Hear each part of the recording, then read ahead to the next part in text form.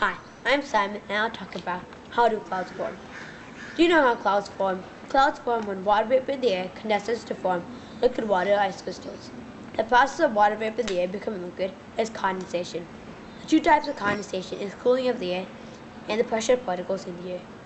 Cooling in the air has to start at the dew point. As the air cools, the amount of water vapor decreases. If the dew point is above freezing, the water vapor forms water droplets. If the dew point is below freezing, the water vapor may change directly into ice crystals. For water vapor to happen, tiny particles must be present so that the water has surface on which to condense.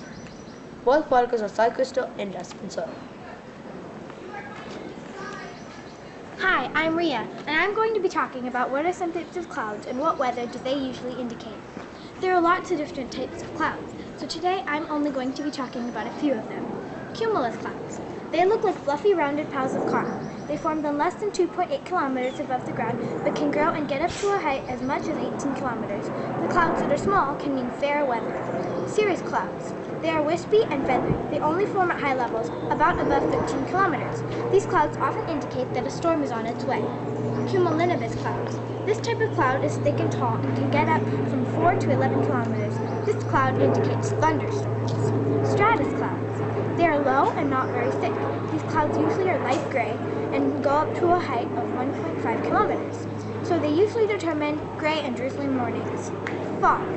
Fog is not a certain type of cloud, but are clouds that have lowered to the ground. Fog forms when air cools near the ground. This usually happens at night when it is cooler. That's all on what are some types of clouds and what weather do they usually indicate. Hi, I'm Roland, and I'm here to talk about how does precipitation happen. Precipitation happens when water vapor gathers up and forms clouds. Those clouds continue to gather water vapor until they get too heavy.